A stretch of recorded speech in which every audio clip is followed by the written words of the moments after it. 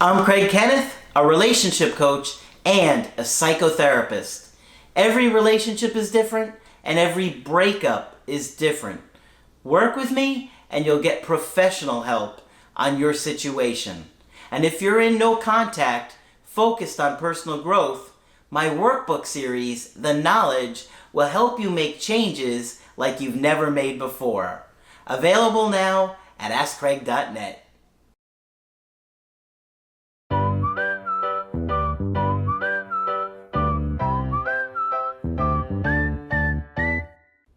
Hi there, I'm Coach Craig Kenneth. And I'm Coach Victoria. And in this video, we're going to be talking to you about, does no contact work when you ended the relationship? Ooh, tricky situation.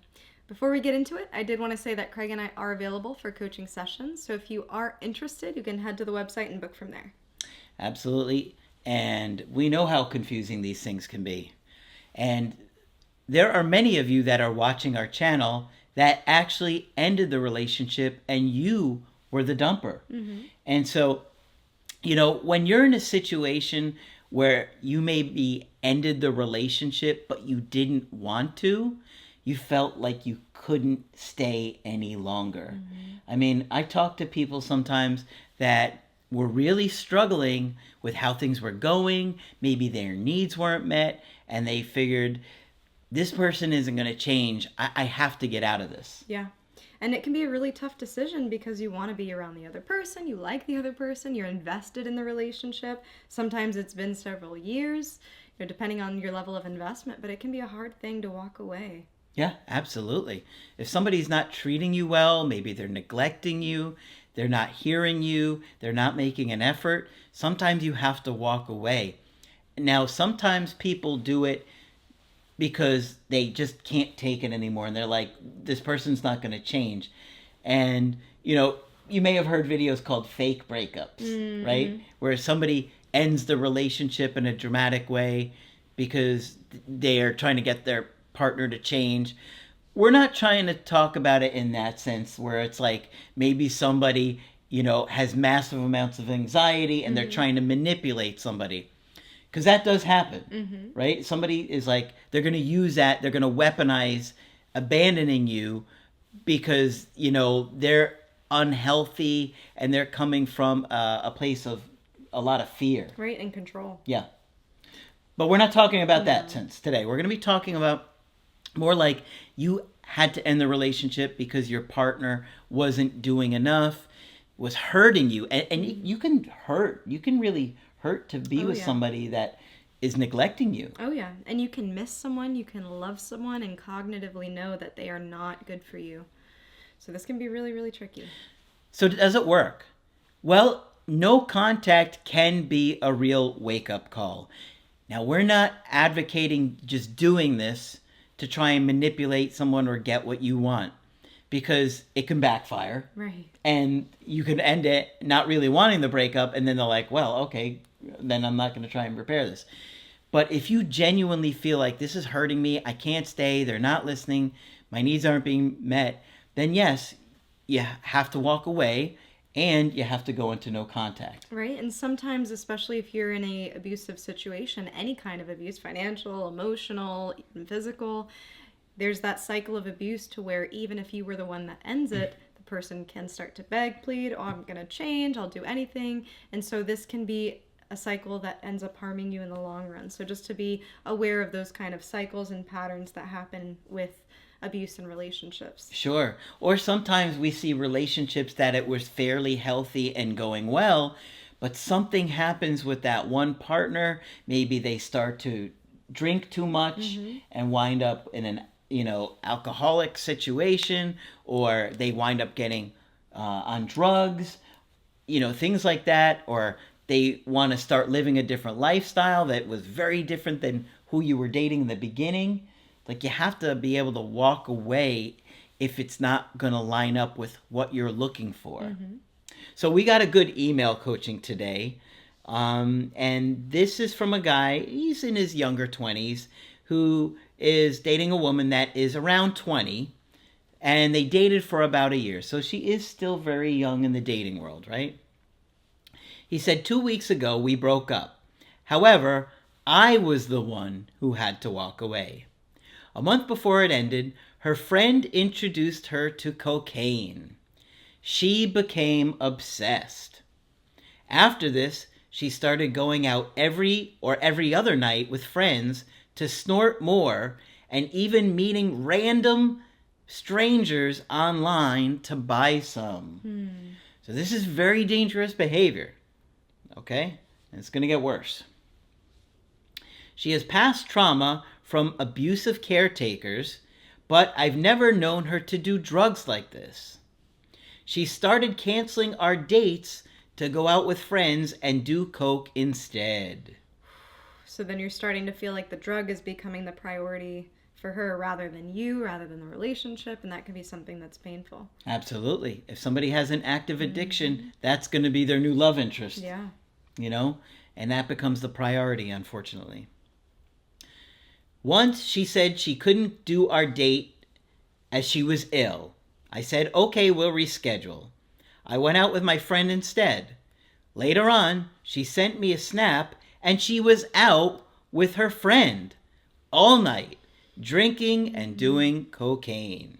Right, and it's hard to tell at this point if she's met the criteria for it to be an addiction or if it's kind of more of an abuse of a substance kind of situation. You know, once you see someone start to have their functionality impacted, that's really where it starts to turn into an addiction. And you might start to see some of those behaviors where they're being deceptive in order to use, they're spending a long amount of time using or getting to the place where they can use or trying to get the drug of choice. Yeah. So, you know, for this person in this situation, I would say definitely educate yourself on addiction, what qualifies as it, just to learn more about some of those behaviors and what it's like to be a partner of somebody who has an active addiction or a substance abuse issue. Yes. And, you know, it's still really early. She's only been doing this for like a month. So that might not meet the criteria. But, you know, all the other things might. Right? And the length of the addiction, right? From a mental health perspective, too, just talking about drugs, there are many mental health issues that are induced by drug use. So I just want to put that out there as a PSA. If you're in a relationship with somebody who uses, or if you use yourself, these things absolutely have an impact on your cognition, on your mental health, on your mood, on everything. So just be aware of that. Okay, so let's go on. One night, I found out she went out with a guy she met online and had him round her house at night. I was furious. I got mad, lost my cool, and ended up deleting her off of our main platform, which was Snapchat. I don't blame him. I mean, this is a deal breaker for me. I'm sorry, I'm out at this point. Yeah. Some people might tolerate some of this, but I mean, already the behavior's been bad. But this, you know, having a guy around her house all night, not good. And when you're under the influence of a substance, sometimes you don't make the choices that you would when you're sober. You know, so trust is impacted in a relationship because of that. People are probably typing in "she's for the streets" right now No. as we're speaking. She's for the... No. Okay. A couple of days went by and I added her back because I missed her. Thought I overreacted in case it was just a friend. Okay, I don't think you overreacted. No, I don't think so either. Because she lied, right? Because she canceled the date with you, one. Then she said she was going to, because she felt ill, she was going to stay home. So I think she knowingly lied. She wanted to go out and do coke that night. So I think she lied to him and then was looking for it anywhere, and she found some dude and invites him to her house. The type of lie that it is too, you know, her saying that she's sick. You know, if you're with somebody who, you know, has empathy, you know, you can kind of pull at their heartstrings with that. So there's part of that deception that really does not sit well with me. Yeah, this is pretty bad. I know this was messy and weak.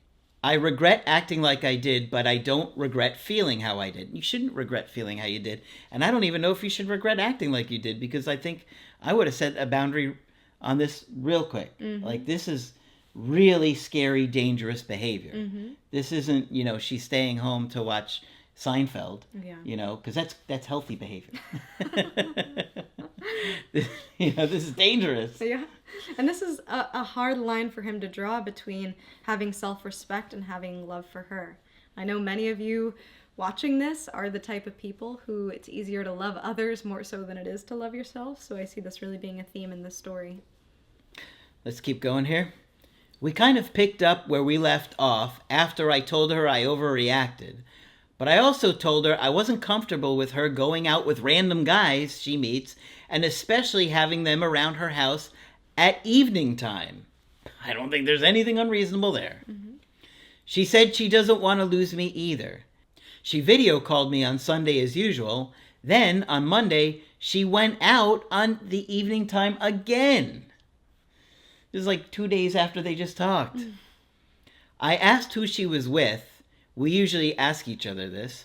She didn't answer. Sent back a selfie of her face only and then turned off her location. Timing of all this. Ooh. Location, streets. No. No?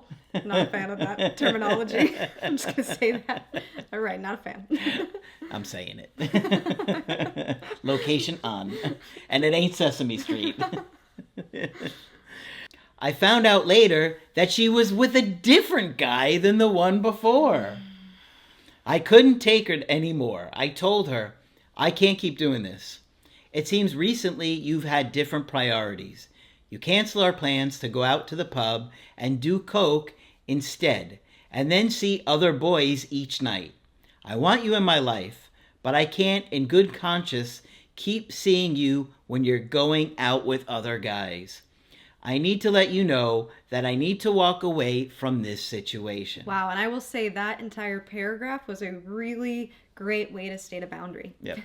So I could see this situation if he was a lot more anxious and maybe had a little bit less self-respect or confidence. It could have gone with, please stop going out with these guys, please stop doing this, and begging and turning into a, I'm trying to control you or to push you to do what I want and to be how I want. You can see that his anger here is protective. Just that statement of, I can't do this. Yeah. You know, I love you, I care about you, but this is where I draw my line. So I think this is an excellent example of him setting a very healthy and appropriate boundary. I agree 100%. I do not like what she was doing. It was not okay. He had communicated that her behavior was, dangerous, and he was not okay with it, and they didn't want to be with somebody who was going to do his stuff like this. Who would blame him? Right. And notice how he didn't show up to wherever she was at and cause a scene and try to confront. And the location was off. But we do know where she was at. I mean, prior to that, those are things that he could have done, right? So thinking about how the situation is handled, I think he's composed himself. I think he was protective of himself, and I think he communicated really clearly here. I think he did a good job, but a lot of times when we do this, we doubt ourselves. I see that a lot. Yep. She was ice cold. She said she cares about me, but that she wasn't going to stop me from walking away or stop what she was doing. She said she won't think less of me if we don't talk again. I thought she might be calling my bluff, as last time I got mad about this I came back. I told her, take care, we had some good times. I unfriended her from Snapchat. As her location is on, I don't want to keep seeing when she's out. It's just torturing myself. A day later, she blocked me on all the apps we used to talk. I'm worried about the block because I know she blocked her ex before me when she moved on from him. My main question is, did I walk away correctly? And does no contact work when technically I'm the dumper? I know she has to decide she wants me on her own. But since I unfriended her and didn't say, let me know if you change your mind, she might think that I want to move on. Look, I think you made it very clear that you wanted to be with her, but you didn't like her behaviors. And she made it very clear she wasn't going to stop her behaviors. So I think the communication here was really well. Right. And I will say, does no contact work in this situation? I will say yes, because it allows her to be in her own devices, to make her own choices, and to learn her own lessons here. Yep, unfortunately, she's prioritizing this kind of party life, and it's a very dangerous situation for her. And, hopefully she takes better care of herself and doesn't put herself into a situation where she gets hurt. I mean, obviously, hanging out with these guys that she doesn't even know, meeting up with them late at night to get drugs from them. Unfortunately, very bad things can happen in those kind of situations. Mm-hmm. And you don't want somebody to go through that because he obviously cares about her and wants to be with her. But he has really no choice because staying in this situation would be very painful and toxic for him. Right. And she's also an adult at this point. She's a young adult. She's an adult who sounds like she's still learning really who she is and what she wants to be and the choices she wants to make. And so doing no contact to give her that space, I think, is the way to go here. And did you walk away correctly? I think I answered that question before you asked it. Yeah. No, I think you stated very clearly just what you thought. And I would say the way you handled this has been very mature. Yep, I agree. I think he did a great job, and I think he's only second guessing himself because he misses her and he's scared he's going to lose her, which is normal. But what is the alternative? Staying with her? I mean, that's even worse. Yeah. Right? How could you stay with somebody who's acting like this? We don't know what she's doing when she's out with those other guys. Right. You had left and you decided to leave because you were able to see this is how she's acting right now. These are her choices. This is, what she is choosing to do with her life right now at this moment. So no contact, while it's not going to cause her to say, you know what, I'm going to quit this lifestyle and I'm, going to be a good angelic woman and decide to commit to this. No, it's not gonna go to the other extreme just because you're in no contact and cause her to have a whole lifestyle change. Maybe not. I'm not gonna be the one to say that it's impossible, but probably not.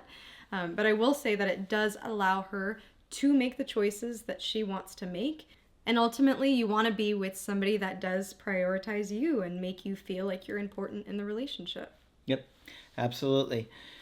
So leave her alone, and I'd be extremely careful about repairing this with her, given what she's doing and the choices she's making. And she's very young. It's not like she's, 30, and she might say, okay, I need to kind of grow up here. This might be her starting to exert her independence in life for the first time. So I'd be really careful, and I wouldn't trust her. She's shown that she's not trustworthy at this point, and it would take a lot for me to ever trust this person again. Right. And I would say grow more confident in what your gut is telling you. I could see throughout this whole story there were things that did not sit well with you, and it seemed like your intuition was speaking. So I think that your natural, want to protect yourself is coming up. I think it's a good thing. I think you communicated really well. I would not second guess your decision here. I wouldn't second guess the way that you handled this breakup. I think you've made it abundantly clear what you expect and what you don't expect. Absolutely, I agree. All right, so hopefully this one's been helpful to you. Of course, if you want to get our help personally, you could do that on my website, askcraig.net. I do email coaching and I do Skype. Coach Victoria is also available for Skype coaching. I'm here whenever you'd like to chat. Just click on her name on the top of the website to schedule with her. But that's it for this video. I'm Coach Craig Kenneth. And I'm Coach Victoria. And we will talk with you soon.